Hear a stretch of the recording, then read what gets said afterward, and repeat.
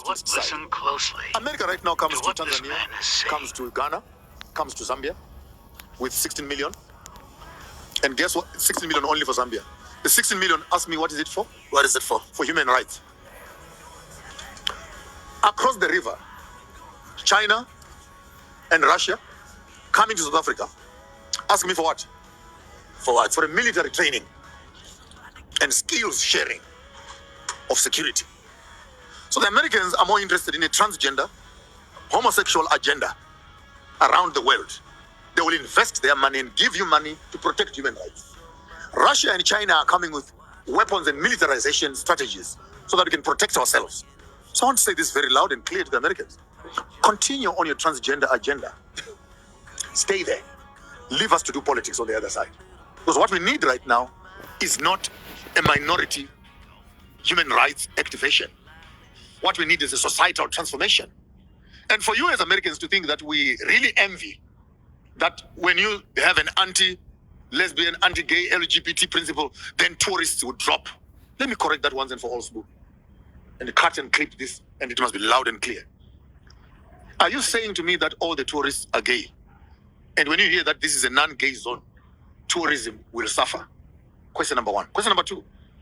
Are you saying that we don't have the right to expressing ourselves as Africans? Question number three. If democracy means majority rules and majority votes against a principle, then why won't you allow that to become law? Are you saying the minority must manage the majority, or the majority must manage the minority?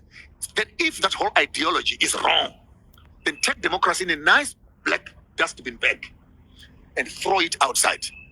Because what you are telling us is by the people, for the people, with the people, and all those slogans you hear, what democracy represents. If we are 10 in the room and 9 people say no, and one person says yes, democracy says you go with the majority.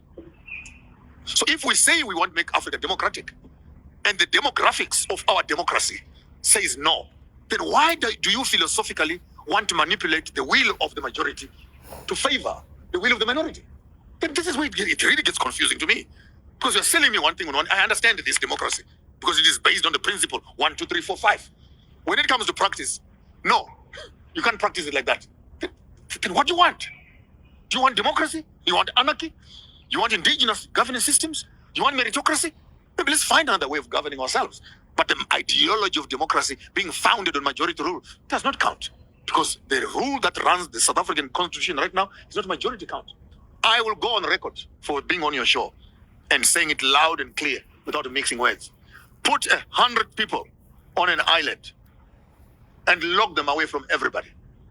Put 100 people on an island who are heterosexual. Those are homosexual. Come back after 50 or 20 or 30 years. On that island, you'll find graves with no living being there. On this island, you'll find 10,000 people growing and exploring and moving. So having said that, we as a society, particularly as African society, we also as traditional people have a right to our self-preservation and continuity as a people. Alternative lifestyles must be practiced where they must be practiced, but the main agenda of societal drive must be left to the right, because even those that are on the left come from the right. I don't know if that makes sense to you. The conversation that we had for the same-sex marriages was very tricky for me, because it did not seek to address the core issue. Are we saying this is what the people want? Or are we saying this is what the international community wants? Point number one. Point number two, in the event that I decide as a heterosexual that I want to bring up my children in a heterosexual way, why does the homosexual want to stand on the path of my own children and how I want to institutionalize them, and then pollute them with what they want? If you want to pollute these children, make your own. Why come to the heterosexual and then dictate the ways of the homosexual? So who has got the right this time? Are you saying the rights rely with the homosexual, or the rights rely with the heterosexual? The balance needs to be found right there. That every citizen has got the right to life and decide how they want to run their lives and how they want to bring up their children, etc. And so ultimately we might end up with an Urania. Let's create a state where this can happen there. And those who want to live in this other space, they can move into that space. And we are free to choose to change. It's a very deeper conversation. But and also, especially and we're giving it the time it demands. We're giving it the depth of thought that it demands. So that in the midst of just saying human rights, we don't become emotional over protect gay rights, protect heterosexual rights. Because when you protect homosexual rights, you also need to become respectful of the heterosexual. And when you're promoting heterosexual, you also need to protect the homosexual. Listen closely. America right now, If you want to be transgender, I don't even fucking have a problem with that, and nobody else does. Nobody cares. Here's what they care about. You shoving it in everybody's fucking face everywhere they fucking look, saying that you're the most protected class of society, and you're saying you're the most villainized. Well, the reason you're getting heat now is because now motherfuckers are getting to the point where they're running into schools and killing people because of the perceived hate that they're getting, when in reality you wouldn't even get the hate if you just leave the kids alone. This isn't hard to understand, but the reason they won't leave the kids, why won't they leave the kids alone? Or why would a grown man dress like a woman? And because you don't ever see it the other way around. You don't ever see women dressed as men doing the fucking dances and shit. It's always fucking men dressed as women doing the fucking dances in front of kids. And the real shit is we have a whole infiltration of pedophiles doing this shit, and y'all motherfuckers are celebrating and enabling it, and it's bad. And people hate it. And guess what? They're not gonna fucking take it forever. If you want Part 1. The most dangerous superstition, starting with the punchline. How many millions have gazed upon the brutal horrors of history with its countless examples of man's inhumanity to man and wondered aloud how such things could happen? The truth is, most people wouldn't want to know how it happens because they themselves are religiously attached to the very belief that makes it possible. The vast majority of suffering and injustice in the world today and spanning back thousands of years can be directly attributed to a single idea. It is not greed or hatred or any of the other emotions or ideas that are usually blamed for the evils of society. Instead, most of the violence, theft, assault, and murder in the world is the result of a mere superstition, a belief which, though almost universally held, runs contrary to all evidence and reason. Though, of course, those who hold the belief do not see it that way. The punchline of this book is easy to express, albeit difficult for most people to accept, or even to calmly and rationally contemplate. The belief in authority, which includes all belief in government, is irrational and self-contradictory. It is contrary to civilization and morality, and constitutes the most dangerous, destructive superstition that has ever existed. And I will prove that. In the United States of America, you have something called Independence Day. That is derived from the word independent, an adjective, not governed by a foreign power, self-governing, free from the influence, guidance, or control of another or others, self-reliant, not determined or influenced by someone or something else, not contingent, not governed, period. Dependent. What is dependent?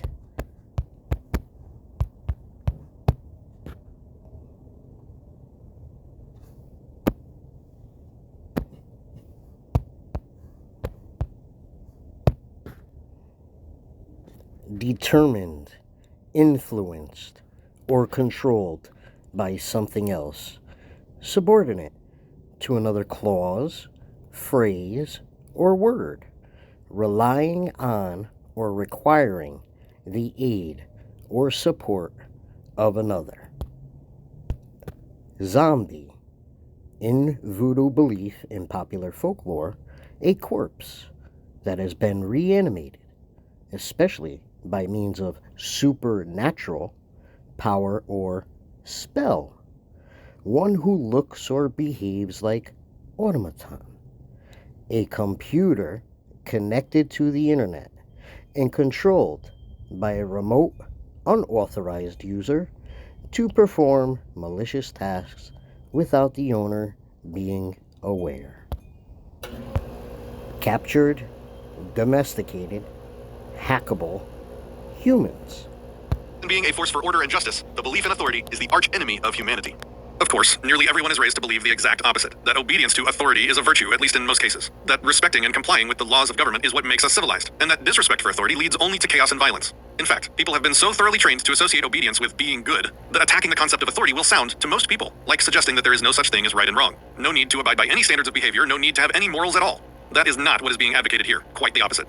Indeed, the reason the myth of authority needs to be demolished is precisely because there is such a thing as right and wrong. It does matter how people treat each other, and people should always strive to live moral lives. Despite the constant authoritarian propaganda claiming otherwise, having respect for authority and having respect for humanity are mutually exclusive and diametrically opposed. The reason to have no respect for the myth of authority is so that we can have respect for humanity and justice. There is a harsh contrast between what we are taught is the purpose of authority, to create a peaceful, civilized society, and the real-world results of authority in action. Flip through any history book, and you will see that most of the injustice and destruction that has occurred throughout the world was not the result of people breaking the law, but rather the result of people obeying and enforcing the laws of various governments. The evils that have been committed in spite of authority are trivial compared to the evils that have been committed in the name of authority. Nevertheless, children are still taught that peace and justice come from authoritarian control, and that despite the flagrant evils committed by authoritarian regimes around the world throughout history, they are still morally obligated to respect and obey the current government of their own country. They are taught that doing as you're told is synonymous with being a good person, and that playing by the rules is synonymous with doing the right thing. On the contrary, being a moral person requires taking on the personal responsibility of judging right from wrong and following one's own conscience, the opposite of respecting and obeying authority. The reason it is so important that people understand this fact is that the primary danger posed by the myth of authority is to be found not in the minds of the controllers in government, but in the minds of those being controlled. One nasty individual who loves to dominate others is a trivial threat to humanity unless a lot of other people view such domination as legitimate because it is achieved via the laws of government. The twisted mind of Adolf Hitler by itself posed little or no threat to humanity. It was the millions of people who viewed Hitler as authority and thus felt obligated to obey his commands and carry out his orders who actually caused the damage done by the Third Reich. In other Like I said, millions of...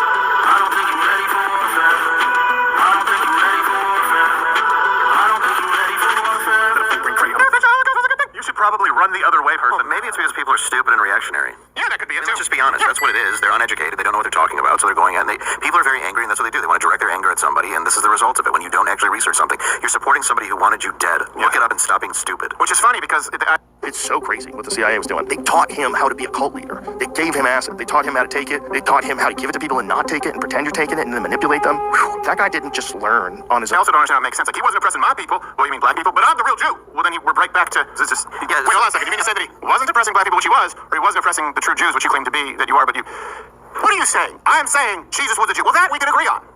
So you're saying genuine Jews he hated? Yes. And you're genuinely Jew? Yes. I see. Oh, okay. So do you get it? Site is still up, and they say, the coronavirus pandemic is inevitable, and then boom, it happened the very next year. So people say it's a conspiracy theory to believe that they knew that the coronavirus pandemic was going to happen. You don't have to believe it was a conspiracy theory, or you can believe it wasn't a conspiracy theory. It's up to you. I don't really care. The point is that they made the prediction, they called it inevitable, and then it happened. And what do we practice in all of the governments all over the world? So, including your so-called enemies, right? What do you hear in the news? China's our enemy, Russia's our enemy. But yet, what do we practice? Something called war games? Name one enemy that practices war games. Name one gang. Do the Bloods and Crips practice war games, prepare how they're gonna kill each other? Like, it's that simple, folks. Immediately. So for me personally, that signals to me that I should probably pay attention the next time the World Economic Forum makes a prediction and calls it inevitable. And lo and behold, they are predicting that a coronavirus pandemic, a cyber pandemic, is going to happen, and that it is once again inevitable. So if you look into the exercise that they have run this year, I believe they run it in July. They've been meeting and talking about the cyber pandemic, what it will look like. Essentially, their idea is that they're going to have to sanitize the internet because a bug, think of this as like a coronavirus for your computer, is going to sweep globally, and the only way they're going to be able to stop this bug from infecting everything is to effectively shut down the internet, right? And they were talking about bringing down the power grid in an effort to do this. So imagine the government bringing down the power grid, and you would not have access to anything that required an electrical charge. If this sounds crazy, dystopian, and like a nightmare to you, first and foremost, this happens in other countries, right? Obviously in Cuba, when the government needs to stop people from communicating, they just bring down the power grid, right? When the uprisings were happening in Cuba, I believe that was earlier this year, coronavirus time feels like, I don't know if it was the end of last year or early this year, they just brought down the entire electrical grid.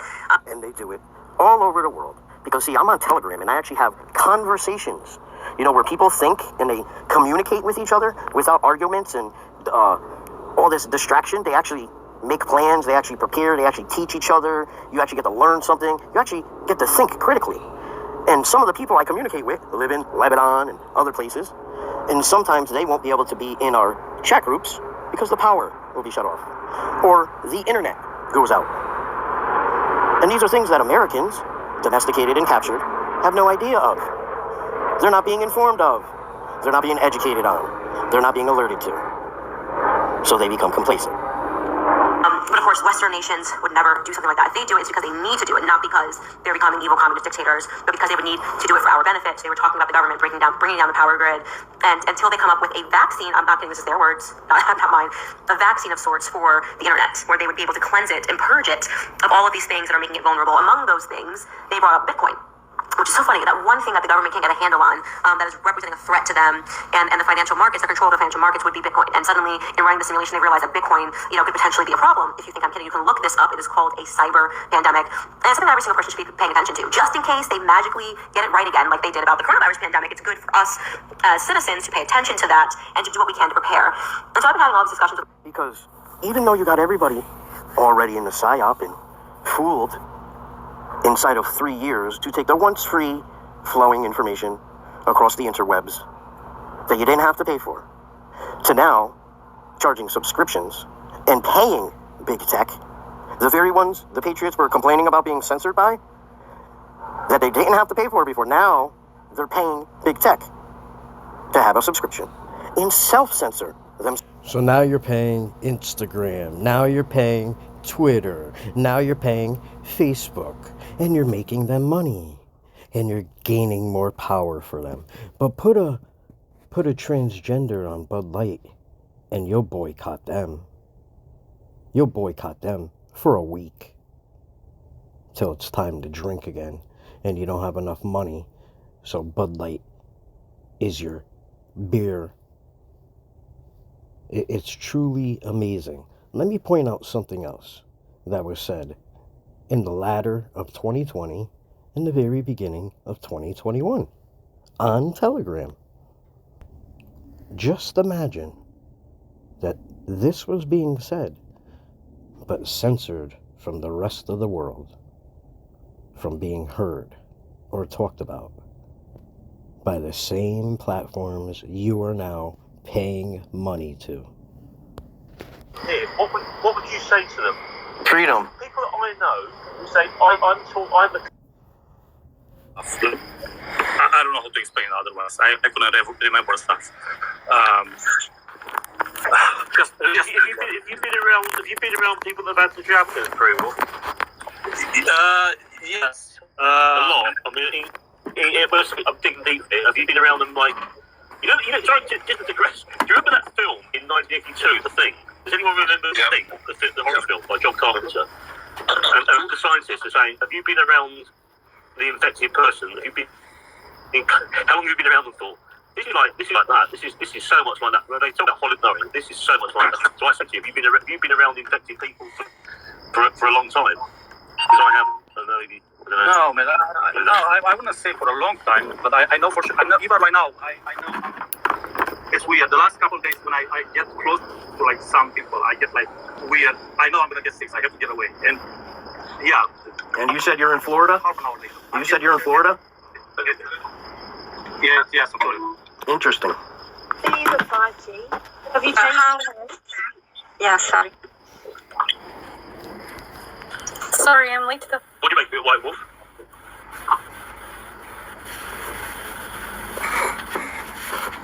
White Wolf, what do you make? You've heard Free Wolf out there. What do you think about that shedding and being in close proximity to people? No, I wanted to know if there is anything else that changed.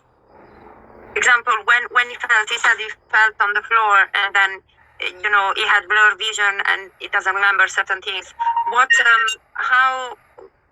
did he do to feel better? So did you leave? Did you change place? Did you travel again? What did you do? Did you drink?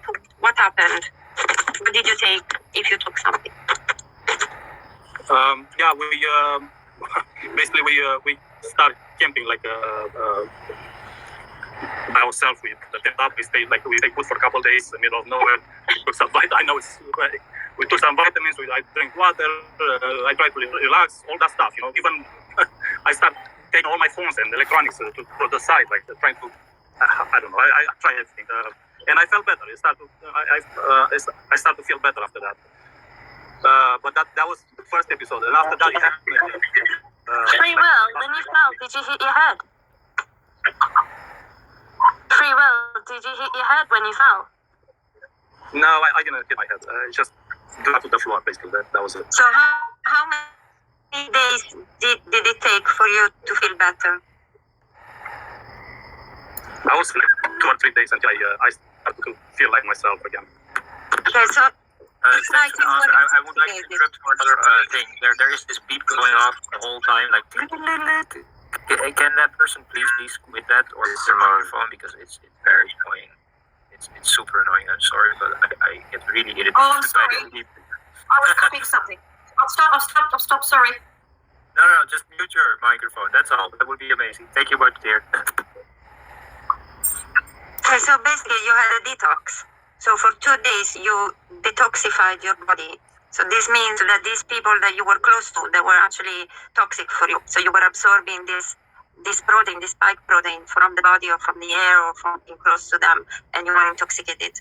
And because this has been, basically the spike protein has been found that attack also the brain cells and can pass the blood-brain barrier. It's possible that few molecules, I don't think very much, because it's impossible, just by being close to somebody that you were affected so much. But some proteins, some molecules managed to cross the brain barrier, and so you were confused and you lost consciousness, which is actually a very good news, because it means that we are affected just by being close to people who produce this protein.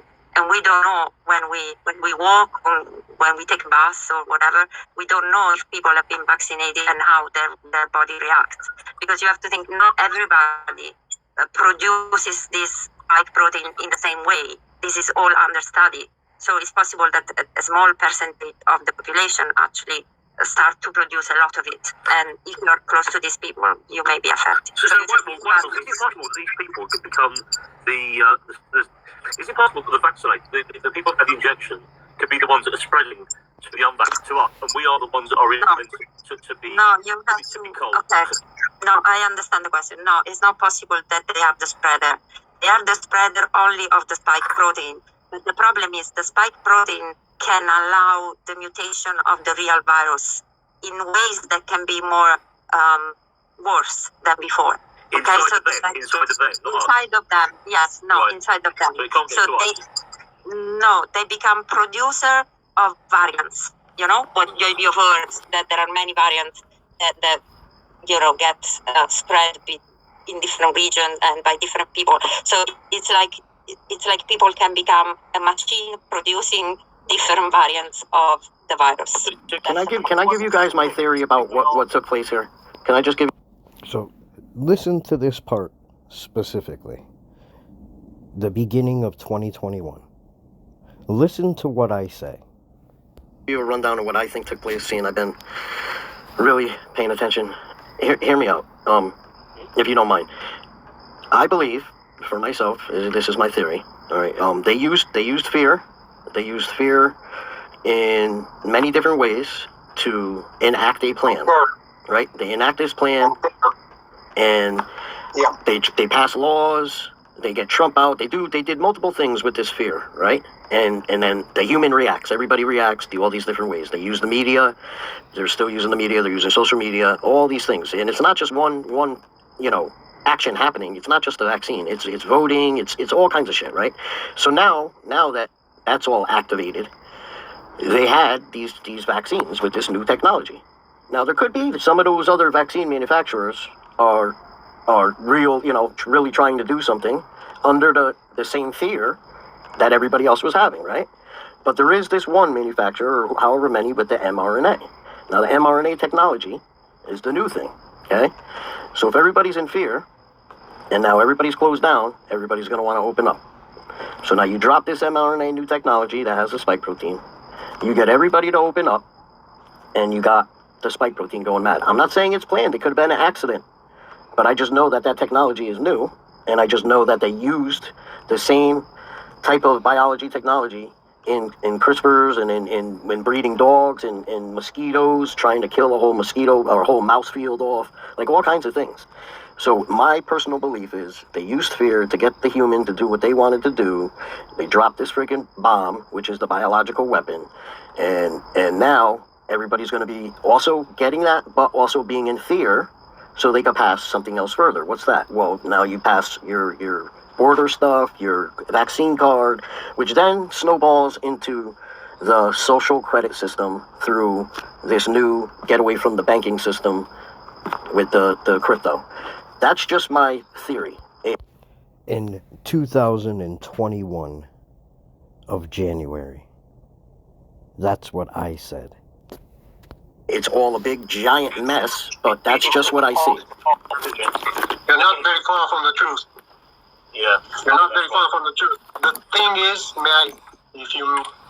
if I can speak, the truth is somewhere in the middle.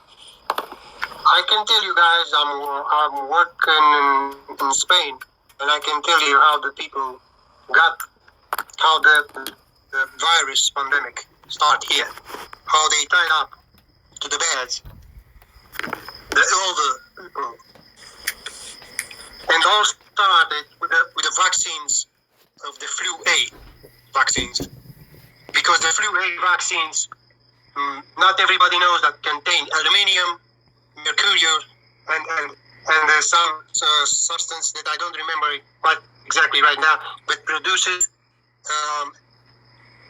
blood problems. I mean, coagulation problems that can produce strokes.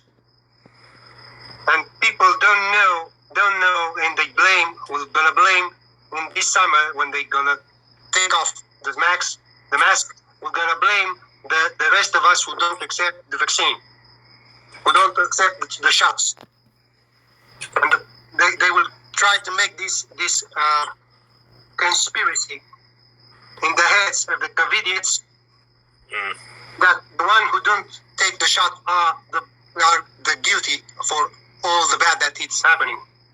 Yeah, of course it's gonna happen. Yeah. It's already happening, guys. Like, look at the newspaper. It's already happening here, for sure. Of course. I've lost friends because I'm not vaccinated. And I've got a very good reason for not being vaccinated. I believe in the antibody thing. So natural antibodies are way better than any synthetic antibodies. So, but I still have people like, oh, I can't meet with you until I'm vaccinated.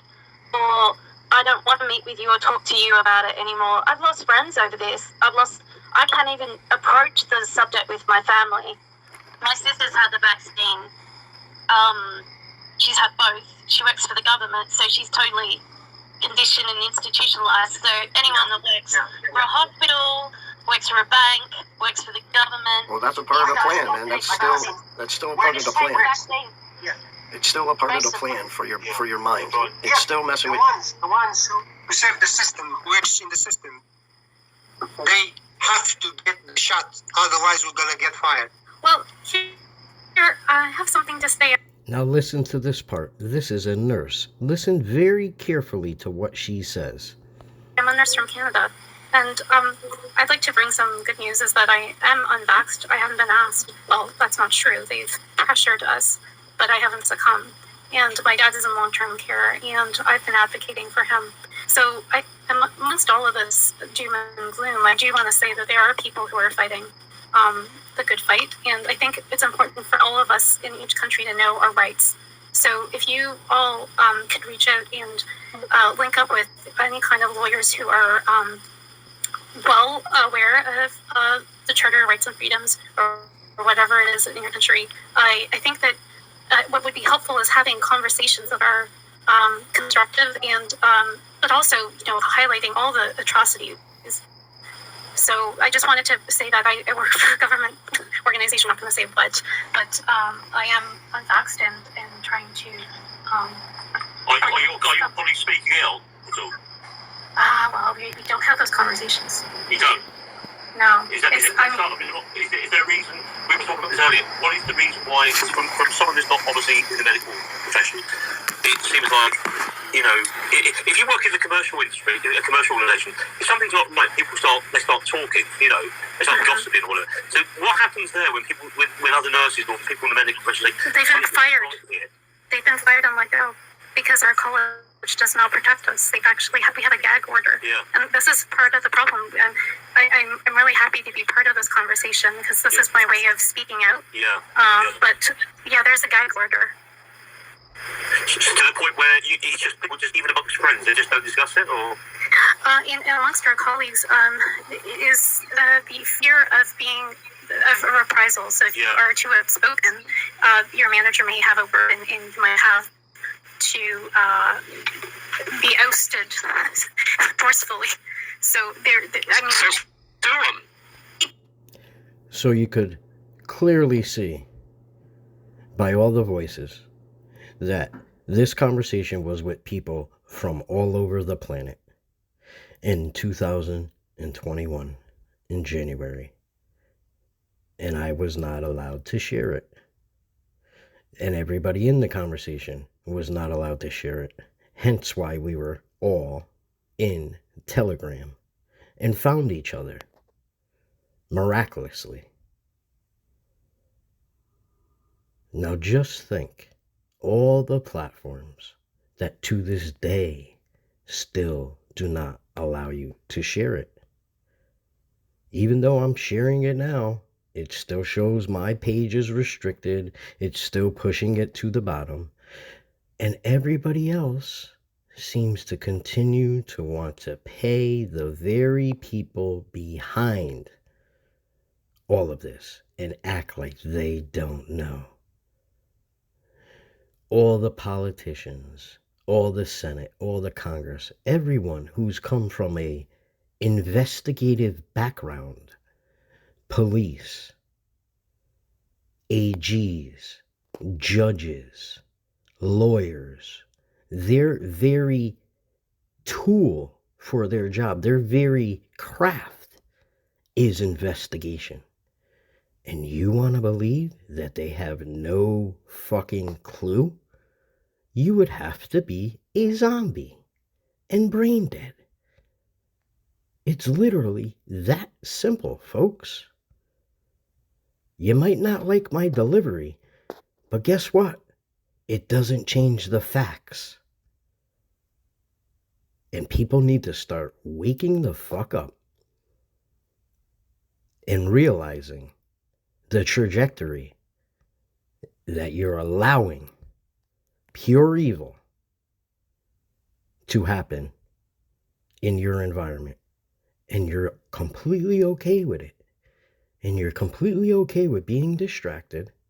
And completely okay with letting everything keep on going until it gets to a point where you're going to have no choice. But what you're not thinking about is what happens at that point. What you're not doing is researching what happens at those points, because they're documented all over the world. What happens when tyranny happens?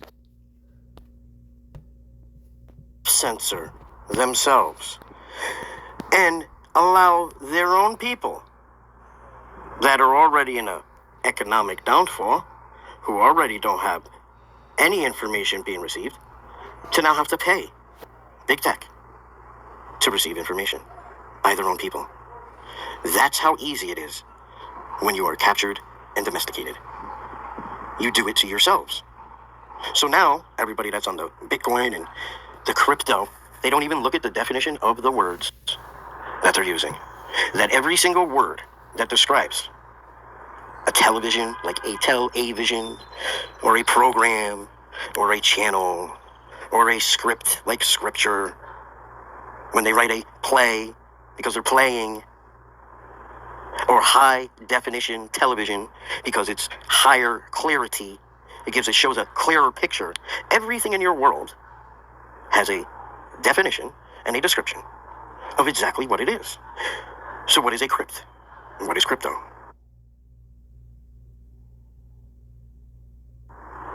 What is a morgue? And what is mortgage? A death grip.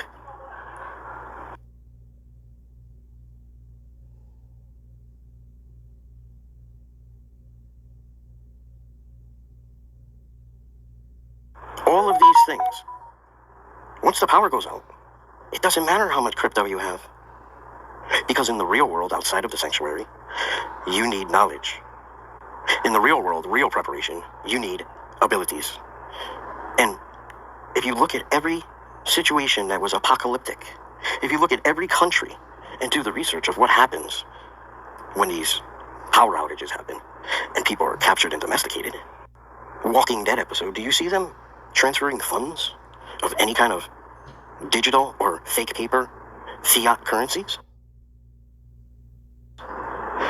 Or do you see them trading abilities and knowledge and skills?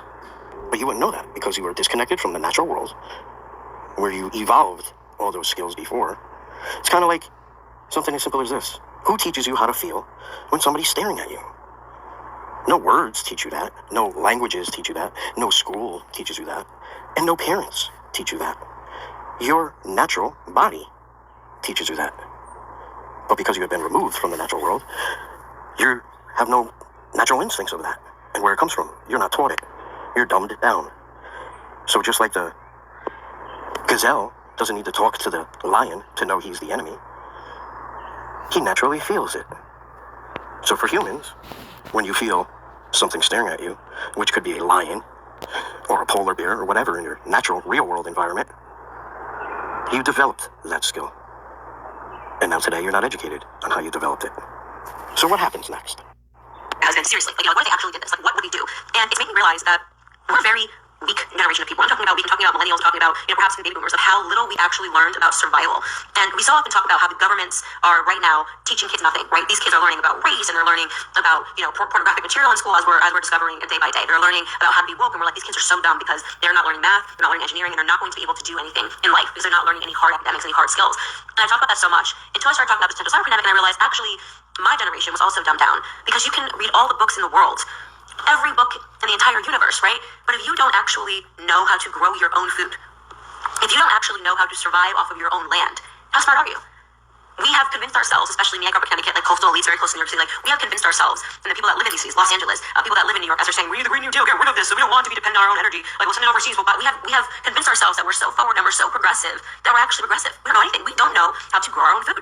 The majority of us know how to grow our food. I have made it my entire initiative since moving to Tennessee is for my husband and I to be able to do everything by ourselves. Fortunately for me, my husband is a hunter, so you can take your picket signs and take them somewhere else because I don't care. My husband hunts. Good. That means that we know how to survive a little bit if we're in the wild, right? He's hunted his entire life. I said to my husband, I need to learn how to grow vegetables. Like, this is the most important thing. I need to be able to learn how to grow vegetables. We're going to get some chickens. I never thought I would say this. Like, we're going to be getting chickens next year because I want to be able to know that we have food on our own property. I do not want to be dependent. So for so long, I had in my head that if you're not on welfare, right, then you're not government dependent. But that is so wrong, right? If you don't know how to survive, if you do not know how to grow your own food, if you don't know how to make a fire, I mean, think about everything you would have to know if the power grid went down, right? If you don't have a generator, if you don't have solar panels. I mean, I'm just spitting here, but like, think about all of the things. Actually, imagine your life if the power grid was taken down. And just think, all those people that seek power, that you give your power to, they don't have that ability. And they know it. And they also know that they need the poor to do it for them. They don't want to give that up. That's why they'll keep you doing what you're doing. Imagine how many things you'd have to know, right? And I was saying to my cousin earlier, I was saying how weird it is. Every time, if I have a question about something, even if I'm working on a recipe, I'm like, oh, God, what is the ingredient for this again? And I Google it. Everything you have to Google, you don't actually know. You're relying on the internet to tell you something that you don't actually have stored in your own brain, right? So we're so convinced that we're so forward and we're so progressive because we can get answers fired back at us in a couple of seconds. But in reality, we don't know anything. If you have to ask, well, you don't possess the information within your own mind. So that is what domesticated and captured and dumbed down means when I say it. And I've been saying this for years. If everybody would just take a moment and look back at it, they should actually be thankful. Because me being around, that influence, that idea, is what enabled them to have the same ideas. Because I already knew these things. I already knew what was taking place in so many different areas, in so many different ways in my own life. I've been collecting policies where I was working because I was reading and watching changes happen. And nobody wanted to listen. And everybody thinks that I'm crazy. But yet everything that I have said has been the truth. You've never had to pay me a red cent. I never asked you for anything in return. All I was doing was preparing or trying to help. And what I got in return was clear. Truly clear. It separated the children from the men. It showed me what really matters to certain individuals. And I think that happened for a lot of people across the world. Now, we could take that and hold it as a grudge, or we could learn from it and grow and unite and become stronger and actually learn something, gain and gather intelligence. How many times have I said to people, you remember when you were a kid? Do you remember your home phone number with the rotary dial phone? Well, why do you remember that? Well, because you had to press it every single time. Now today, you store that number in your phone once, and you put a name in place of it. So when you have to call them, you just look for the name and you press the button. That's the dumbing down of society. Jesse Ventura speaks at Google, has a New York Times bestseller. It's on the New York Times list. Yet the New York Times themselves don't say a word about it. Not one media company over a decade ago said a single word about your government's declassified documents. And a best-selling book, a very popular book with factual information. And he's at Google discussing this with Google. And he goes on to say, over a decade ago, the dumbing down of society is our media. Because of us. Because we allow it. Because we're so addicted to the 3-minute segments of what the Kardashians are doing. He used Charlie Sheen and Anna Nicole Smith. He also said, he lives in Arizona. Why do I need to know what murders are going on in California? I'm here in Arizona. We have our own murders. That's the dumbing down of society. That is not news. That is not newsworthy. What's newsworthy is problems and solutions, not arguments, not attention seeking. But if you really were paying attention, he said 60 minutes. That's where it changed. The bean counters upstairs realized, we could sell the news. So because they were losing profits in the regular news, they made it up in the entertainment.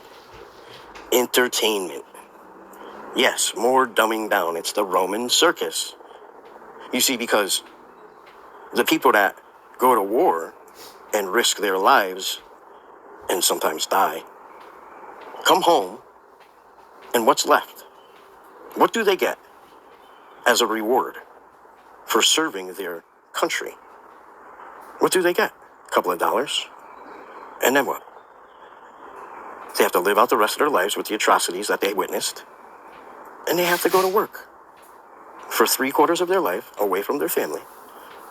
Meanwhile, people that dodge balls and run with balls on a court get millions of dollars. And everybody wants to wear their name. They idolize them. Meanwhile, if you're a reality TV show host or have a You're Fired show, everybody wants to wear your name. But nobody wants to wear their own. And nobody wants to celebrate the true honorable, the true heroes. And they still believe that they're free.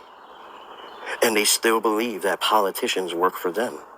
On top of that, not a single job have they ever worked in their entire lives where the boss makes the rules. Do they pay the boss? If you have a job, you work for them, and they pay you.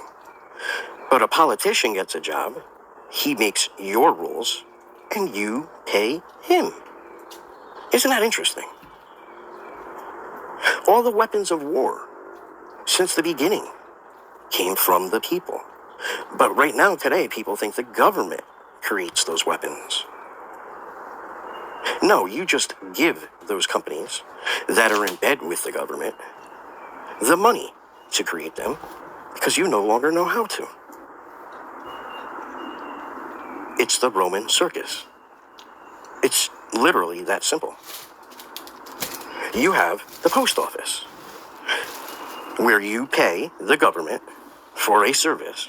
But now when you go work for the post office, and you already pay the government for that service, that means you're paying yourself.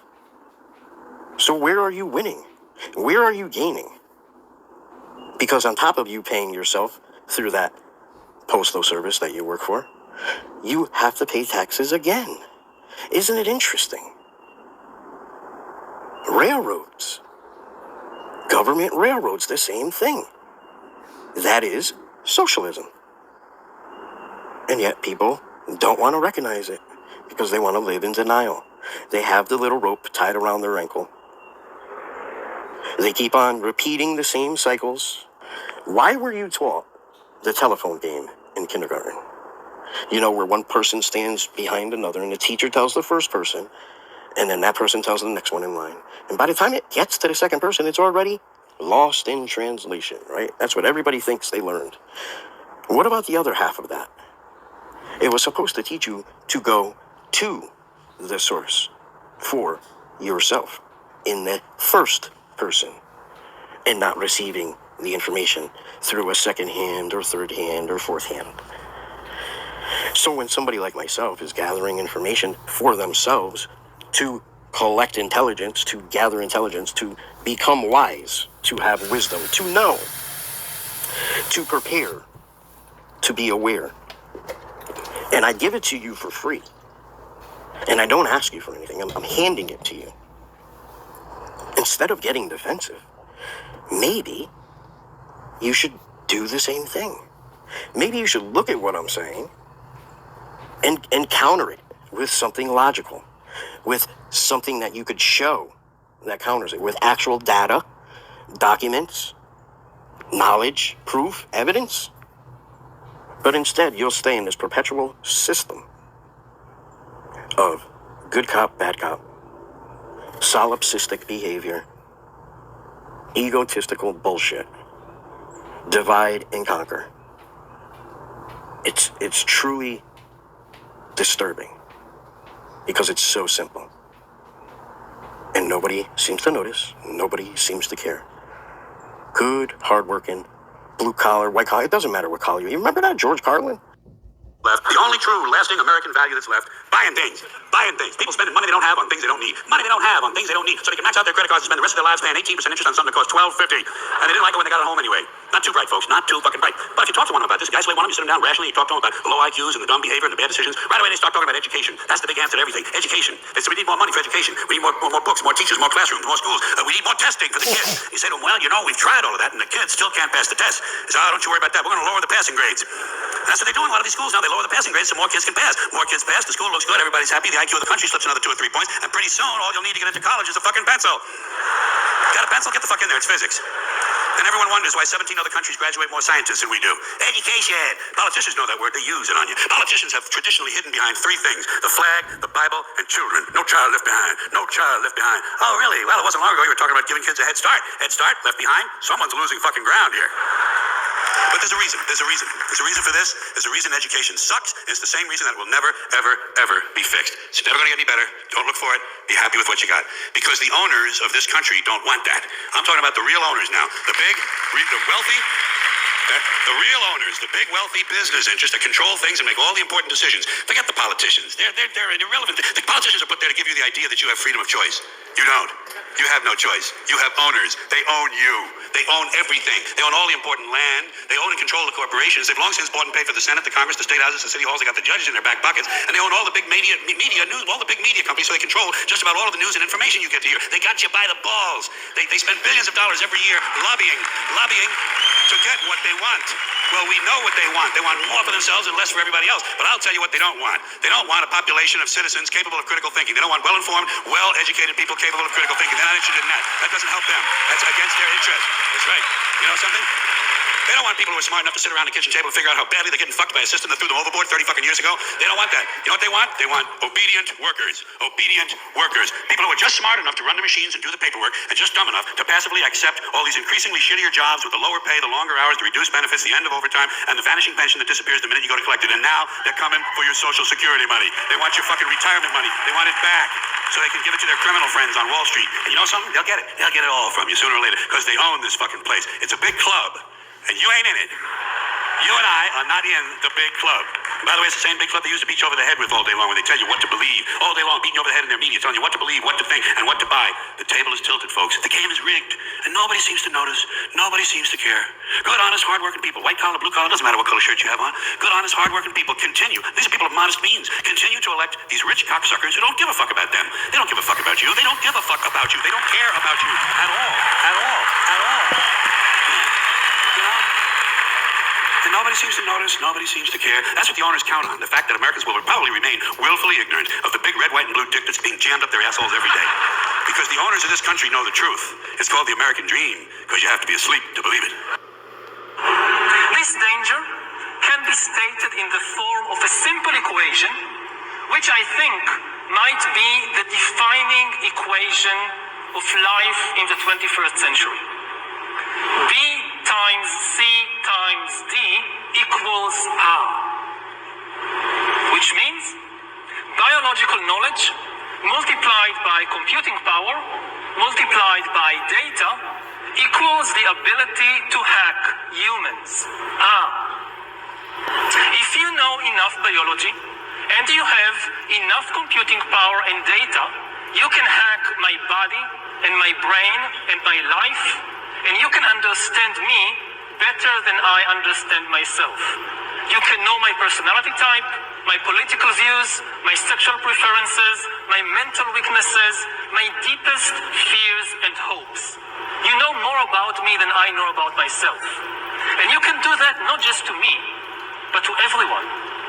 A system that understands us better than we understand ourselves can predict our feelings and decisions, can manipulate our feelings and decisions, and can ultimately make decisions for us. Now, in the past, many tyrants and governments wanted to do it, but nobody understood biology well enough, and nobody had enough computing power and data to hack millions of people. Neither the Gestapo nor the KGB could do it. But soon, at least some corporations and governments will be able to systematically hack all the people. We humans should get used to the idea that we are no longer mysterious souls. We are now hackable animals. Literally telling you to your face. Nobody seems to notice and nobody seems to care. Well, until they do, it's gonna remain the same. But there are some people doing stuff. And the only way to make the change is to take the time needed to spread awareness, to alert and inform and arouse intelligence. Because the people that you give your power to and that are seeking power, you think they really give a fuck about what happens to you? Is that what you do in your normal life? When it comes down to somebody you don't know and a situation, Are you that person who sacrificed themselves for the greater good? How many people do you actually know are willing to do that? We'll put on a front and say that we will or that we did. But do we continue that practice? Only some. Only some.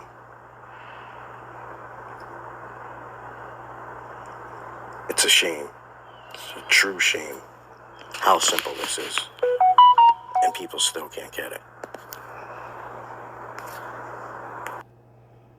So if you haven't had your mind blown in a while, I am about to blow it up.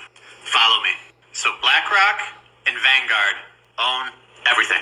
And I mean everything. So for example, you can find all of this on Yahoo Finance. Go there, type in a company, look at the ownership breakdown.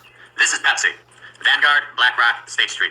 This is Coca-Cola. These are the food brands they own. I'm telling you, just go to Yahoo Finance and look it up. This is no bullshit. They own Twitter, they own Facebook, they own Alphabet, which is the parent company of Google and YouTube. They own Apple, they own Microsoft. They are enormous investors in Android. So Apple and Android, both owned by them. They own IBM, they own Intel, they own all the software companies and computer companies that you would look at social media on, which they own the social media companies. They own the travel booking companies, they own the airplane companies, they own Shell, they own BP, they own Exxon, they own the mining companies that we use, and they own the metals, they own the agricultural industry, and the machines used to harvest that agriculture. They own Big Pharma, they own the banks, so they hold your money.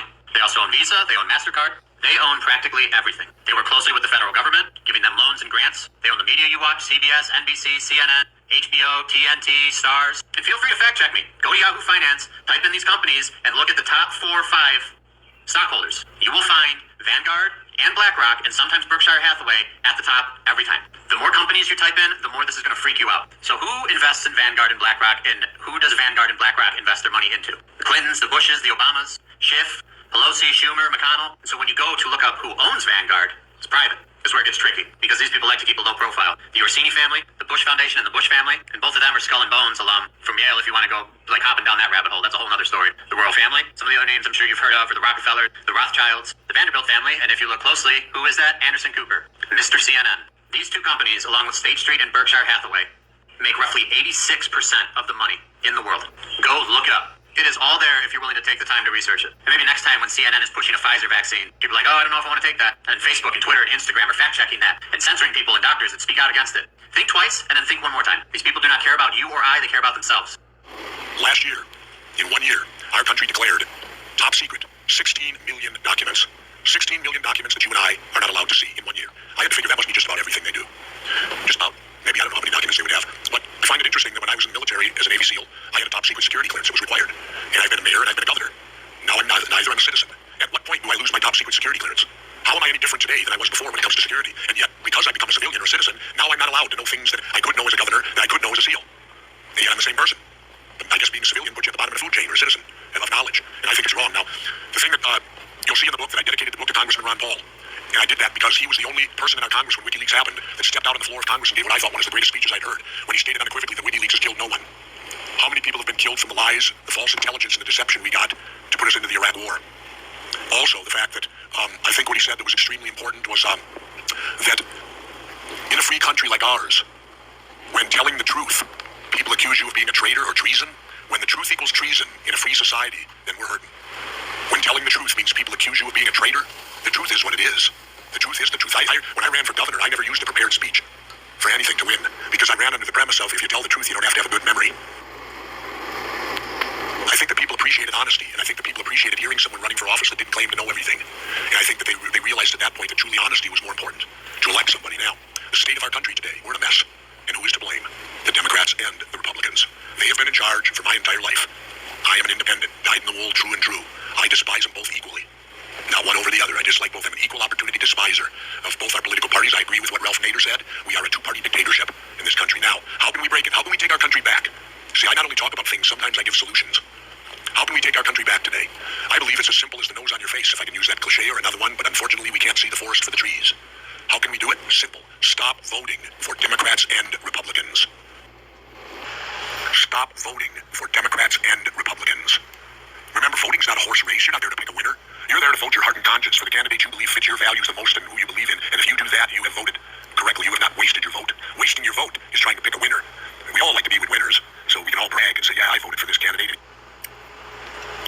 said he was an independent, I thought. What's the definition of independent? Independent, not governed by a foreign power, self-governing, free from the influence and guidance or control of another or others, self-reliant, not determined or influenced by someone or something else, not contingent. Government, the act or process of governing, especially the control and administration of public policy in a political unit. The office, function, or authority of a governing individual or body. Exercise of authority in a political unit rule. I voted for this candidate and he won or she won. But to me, that's not doing your civil duty, your civic duty. It's voting your heart and conscience. And a way we can start, a way we can immediately start to take our country back. How about this? I'll back up a second. I no longer believe in the third party movement. And I'll tell you why. The Democrats and Republicans have corrupted the system so badly that any third party in which to survive will have to corrupt itself. Where you've already got a two-headed monster, why would you want a three-headed one? I now advocate the abolishment of all political parties in the United States of America, turn them into political action committees, which is what they are anyway. Certainly they can endorse, but end it there. And on every ballot in the United States of America, here's a simple thing we can do. Remove the party designation and put down only the name. It's too simple. The system's set up for it. If you're conservative, you don't need to know anybody's name. You look for the party. Republican, Republican, Republican. If you're liberal, you don't need to know a name. Democrat, Democrat, Democrat. By only putting down the name would then require you as a voter to educate yourself. What does John Smith stand for? Because you wouldn't have that crutch in there that would tell you conservative or Democrat. And there are elections in this country where none of the above would prevail. And what's wrong with that? A vote of no confidence, that would send a huge message, huge, to every elected official. Imagine these ideas coming from a pro wrestler. I didn't go to college. I'm not a political science major, and I'm certainly not a lawyer. Imagine that, all these ideas that this pro wrestler comes up with. You know? But anyway, those are a few of the things. And as you look into this book, and I will open up here for questions in a minute, because that's usually the best way. I don't want to just lecture. I'd like to answer questions and what's on your mind. But as you look through this book, I hope it does frighten you. I hope that it's a wake-up call. I hope that you will be engaged citizens, stop being lemmings. Because right now, we're a country full of lemmings. We're getting marched right off the cliff, and we don't even look left or right. And why? It's the dumbing down of America because of our media. Our media was supposed to be the fourth branch of government.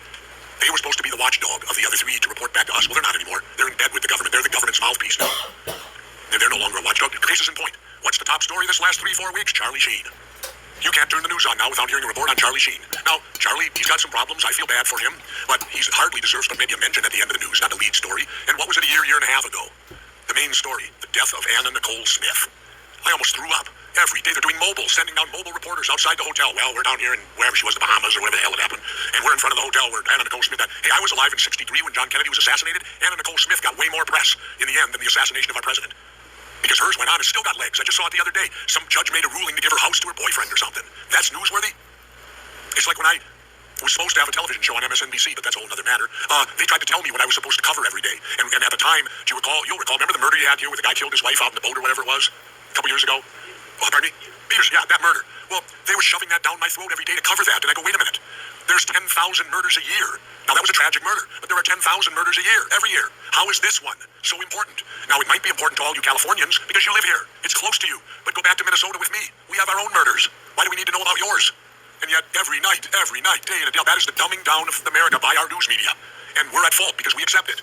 Because we like this titillating journalism. And you know what the downfall was to our news? The show 60 Minutes.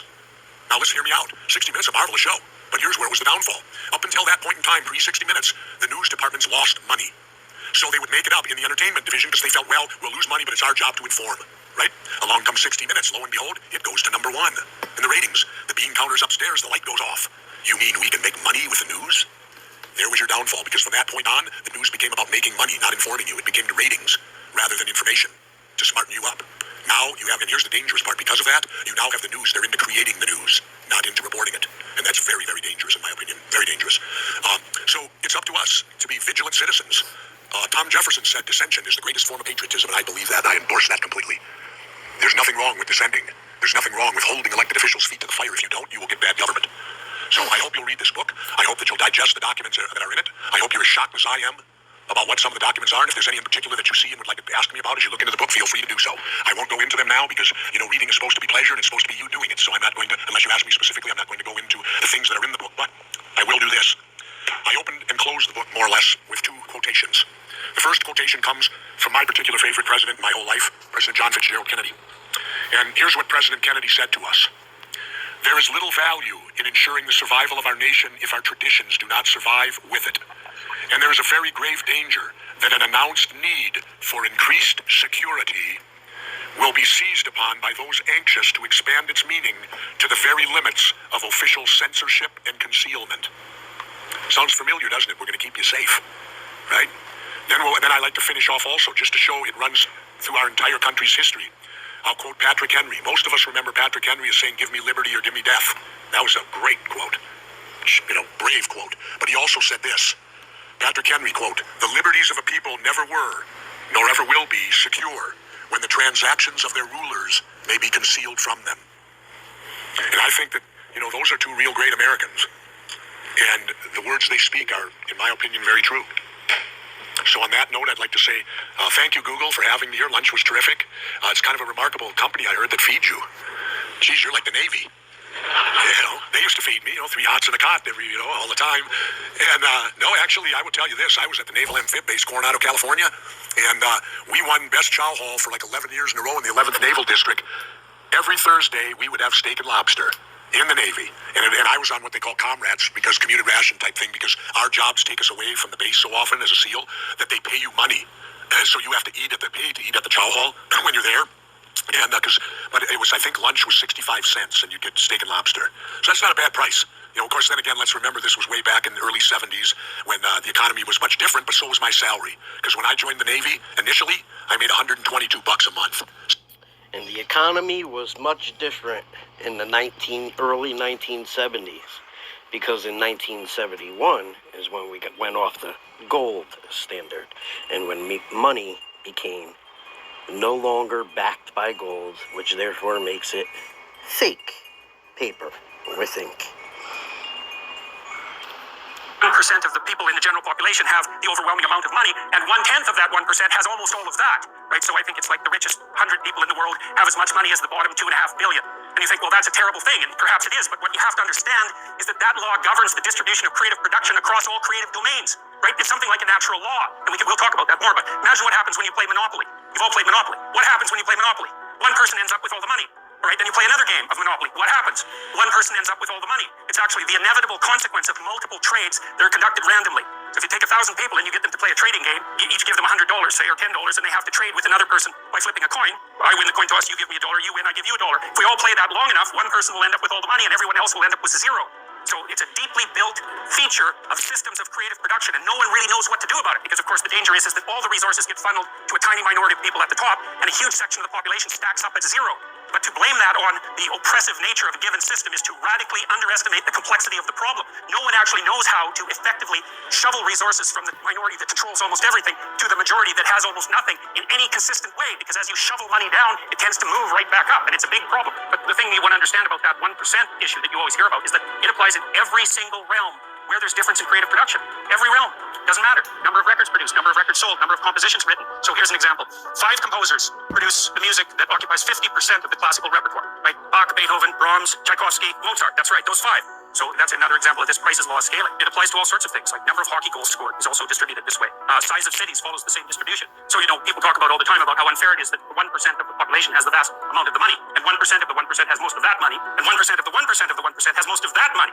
But it's an inevitable conclusion of iterated trading games, and we don't. 2 days ago, the Chinese last month unveiled the world's first digital currency from a major power. Currency that would not be printed, but would exist only in cyberspace on your phone, for example. Is the Fed working on a digital dollar? We are actually evaluating that. Most major countries are now looking at the possibility of having a digital currency and really asking the question, imagine a government that creates money that has an expiration date. And if you don't use it, it'll disappear. That's happening already with the digital yuan, and Americans are rightfully skeptical. President Biden issued an executive order to explore the creation of a U.S. central bank digital currency, effectively converting the dollar into a centralized digital currency. The Federal Reserve just announced that it's about to show us its new digital payment system this year in July. This is having a huge ripple effect across. But what have they already done to show you their true colors, people?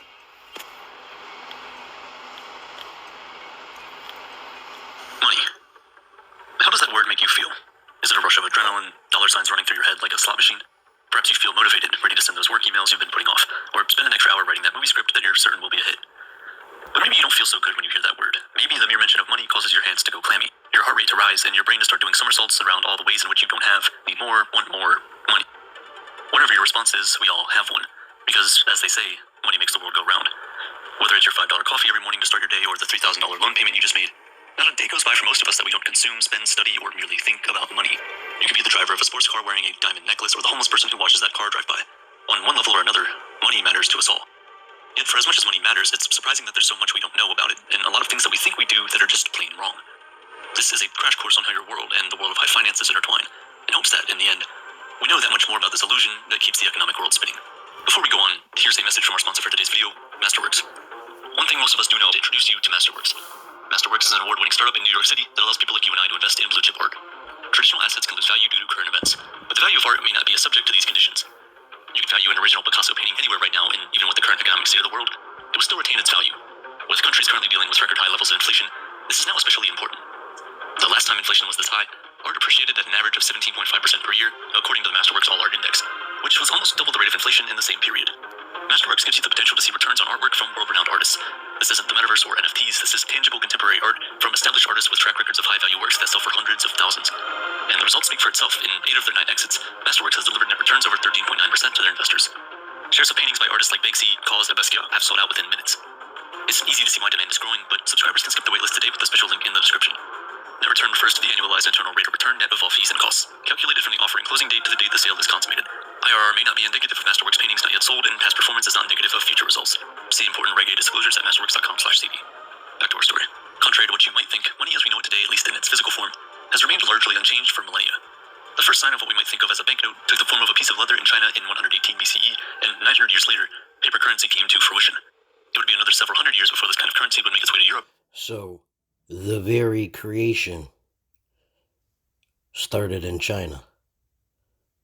The very creation of crypto and social credit system started in China. And where are we going? Europe, and then the rest of the world. Centuries have now passed, yet the basic concepts invented by the Chinese aren't that distinguishable from what we have today. In fact, the only real difference is what these notes and coins represent.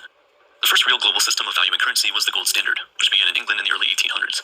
It tied a currency's value directly to the established value of gold. So in a country like the United States, $1 was pegged at exactly 1/50th an ounce of gold. This system was set up that, in such a way, ideally, it would provide a stable monetary environment around the world. And it did for a while, but as with all natural resources, the supply of gold was not as fixed as we originally thought. As a result, countries began dropping it as a means to measure the value of the money.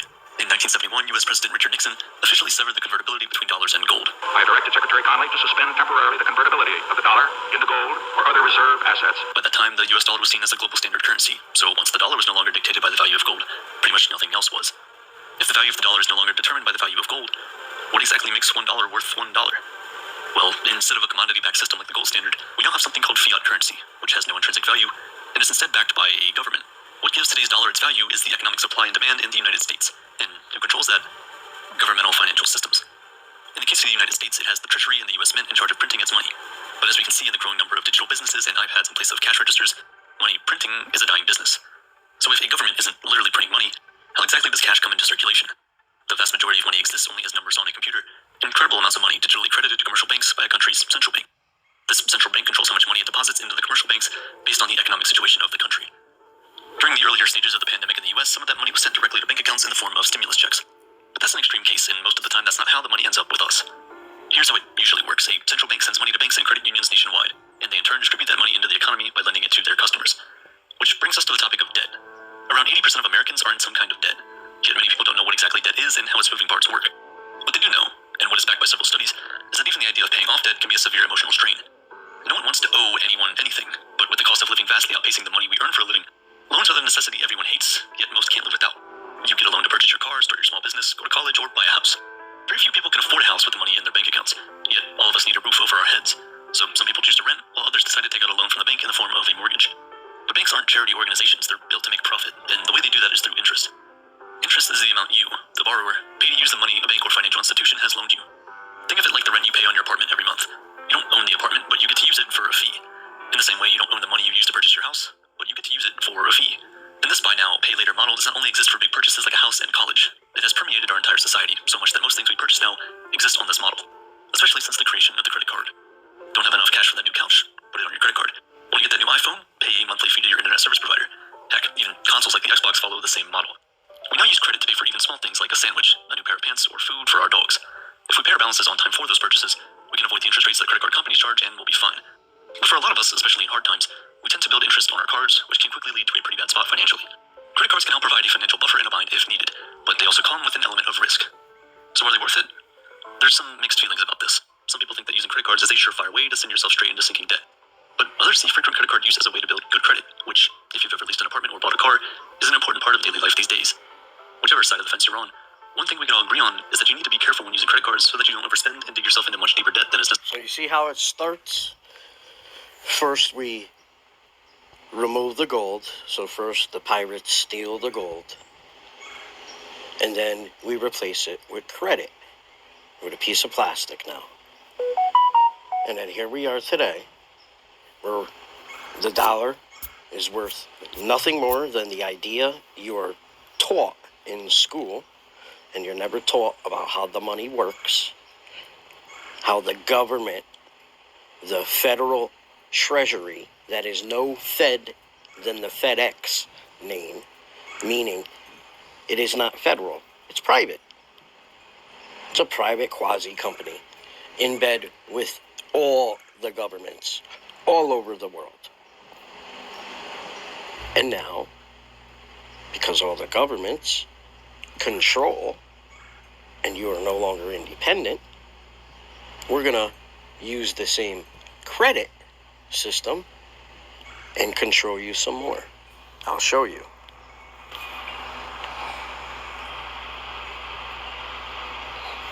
China's social credit system.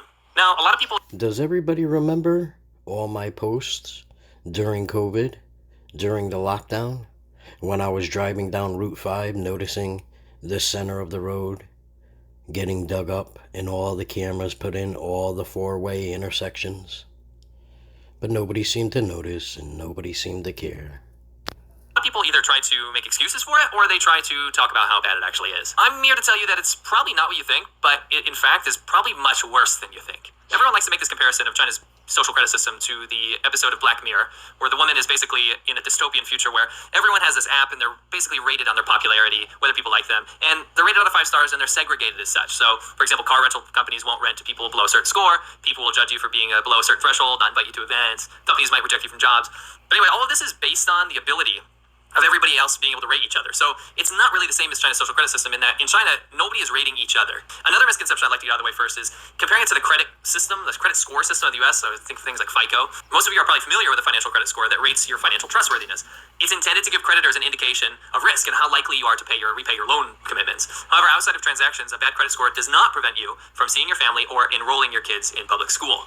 In China, an individual's finances, social media activities, credit history, health records, online purchases, tax payments, legal matters, and people you associate with, in addition to images gathered from China's 200 million surveillance cameras and facial recognition software.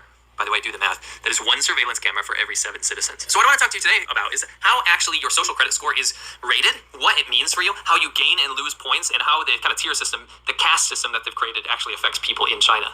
A huge shout out to Jordan Harbinger podcast. I was recently a guest with Winston over on his podcast, and it was super fun. And seriously, before the episode on me and Winston comes out on the podcast, before that's publicly released, go check out his other stuff because he's interviewed some of the most fascinating people I've ever seen, and I love his interviews approach. And also, I've been binging all of his content. So I promise you, if you like my content, you'll definitely like his content. So go check it out. So it's super interesting. As you guys probably know, I lived in China for over 10 years, and the first place that China tried to roll this out, or at least test, was in northern China, in the province of Shandong, in the city called Rongcheng. And Rongcheng is actually a place I've spent a bunch of time in. I've actually thoroughly researched the area, but I also filmed with my friend an entire part of our documentary, Conquering Northern China, in this area. And we filmed it right before they rolled out the social credit system. Thankfully, we've kept in contact with people from there, and we've been able to talk to them about how it's affected their lives. Now, I gotta preface this first by saying Rongcheng, this area of Shandong province, it's always been a sweetheart, to the government. So they got the sweetheart status in the government. When we were there, we rode our motorcycles throughout most of this area of the province, and we saw it was being used to test out these wide boulevards, model farms, wind projects, preserved tourist villages, very clean and organized fishing methods and things like this. It was kind of mind-blowing to see this Potemkin village-esque, almost North Korea-esque level of fakeness being put on, because it was almost like this poster child of China was used for its propaganda purposes. The system was being rolled out through the country, but Rongcheng is fully documented. And I actually found the Chinese documents used to build the social credit system. So no more bullshit about the matrix and looking at people with big data and oh, this person does this and blah, blah, blah, blah. I actually found the framework and the documents used by the Chinese government to roll out their social credit system. So keep in mind, this is how the social credit system is being experimented with, and then eventually how it was rolled out to other areas. So this is in its purest form. The government basically divvied out 1,000 points to its citizens, and they're kept by local Communist Party officials. This is their baseline. So you can either go above 1,000 or you can go below 1,000. But basically, before we talk about what gives and takes away points, I want to tell you guys how their tier system works. So it's very ironic that in China, a communist country, people are rated based on their credit worthiness, right? So they have this tier system, a caste system, basically, that puts people really high up or really low. The highest tier is called AAA. Of course, that is the best. It is called model of credit worthiness. If you have 1,050 points or higher, so this means you went above the baseline, you get some benefits, right? The second tier is called AA, or exceptional creditworthiness. This is basically the same benefits of AAA. There's no difference, but I'm feeling like if you were missing that extra A, if you're just a AA, I would feel super subpar to my neighbor. If he's a AAA, I'm only a AA, but then I'd probably throw in like an excuse related to battery size to like make myself feel better. Anyway, the next level is the A creditworthiness, and this one comes in 3 different flavors. You get A+, A, and A-. So this is when you're kind of hovering around, what they divvied out in the beginning. These are your benefits. You get to be entered on a list to be used as a model in publicity, so you give the ability to the government to use you as a model citizen for publicity. Wow, awesome. You get priority in school enrollment and other social assistance. So this is scary. This is the few Chinese social program. See, because the whole world is based on energy, and they teach you in school so you could get an A or a B or a C or a D or an F. And then look at the battery. The same amount of power, 1.5 volts, are in the AA battery. The same amount in the AAA battery. Now, when you add them together, you get bigger amounts of volts. Well, that's how the economy works when you are the energy that makes it grow. But don't you think you should be your own energy on your own land, in your own community of people that you don't need the government for, because you all have your separate abilities and skills? And you trade your skill without having to worry about paying the government. Because where does taxes come from? When did taxes come into the picture? Through war. And what does war do? War lowers the population. War hurts the people. And the ones who declare it never get injured. The governments, they stay and gain more power. Because who funds the war? You need money to build all the things you're building, right? Well, when you have the private quasi-company of the bank funding both sides, that's how it works. It's real simple. All you got to do is read, research, open your eyes, have common sense. So they actually have. You have to be an A to kind of get priority assistance for these things. And school enrollment is supposed to be completely non-competitive in terms of what schools you go to outside of your grades. So now it's changing to that if you are not a good model citizen, your kids don't get to go to good schools, which is terrifying. You get preferential care in employment, social assistance, and you get preference over equally qualified competitors in promotion or retention. So this is in jobs and work and things like this. And by the way, I'm not talking about some like secret speculation. These are the official documents that say this. If you're an A, you get treated as a better person. Next is relatively creditworthy. So that's when you've dipped below 1,000, right? You're locked into it for 2 years. And what happens now is if you're in B tier, you're probably going to get lectures and visits from people, the government officials, and they're going to tell you how you can improve your score, right? But you're going to be locked in there in like probation for 2 years. Now, when you drop down to a C, when you're at like 600 to 849 points, you're locked in there for 3 years before you can move up to a B even. More visits from officials. They're going to be watching you, making sure you're on good behavior. They're going to be scrutinizing you in daily life. You're going to be on a list now. Now, this list won't go to the full public with all of your information, address, age, what you did wrong, blah, blah, but it will go to other government officials. So they said it will go to a limited audience. When you drop to the lowest tier, and this is D, this is called not creditworthy. Basically, it's like if you talk about Indian caste system, it's the untouchables. You're locked into level D for 5 years, right? So this is, when you're locked into D, you're talking about the officials are coming to visit you all the time. They can cancel any government funding that you have, so not just temporarily suspend it. We're talking about canceling the government subsidies. So when you're born into a world and you go into the education system where you don't ever get to gather intelligence because you're told to trust and believe everything that the pre-indoctrinated people believe, that was built by one family to create obedient workers. Literally, the words out of his mouth. The Rockefeller. But nobody seems to notice, and nobody seems to care. So once you capture the animal and you domesticate them and breed them in captivity, they no longer understand the real world outside of the sanctuary. It's real simple. You go on a blacklist, and this is public. All Ds will go public. So publicly disclosing the information on their untrustworthiness. They can revoke all of your titles. So if you had a PhD or scientific discoveries, you'll have that erased, right? You can't get a loan, and you can actually lose your job over this. So if it's time... So somebody like me informing and alerting you, like John F. Kennedy said in 1961, to the newspaper industry, I would be a dissident. Even though I never killed anybody, I didn't commit any crimes, this would be considered a crime. Me simply telling you the truth. To what happened, like what you did to be untrustworthy according to the government, they can actually completely get rid of your qualifications and actually strip away your job. So you're locked into there for 5 years, but what you have to understand is that there's all kinds of direct judgment factors. So the Chinese government actually says if you commit an intentional crime, right, this brings you to the bottom of D. It's not like some sort of sliding scale here. If you went out there and did something bad on purpose, you just straight go down to D. But let me make one thing super clear. If you are a political dissident or you speak out against the government, you're screwed either way.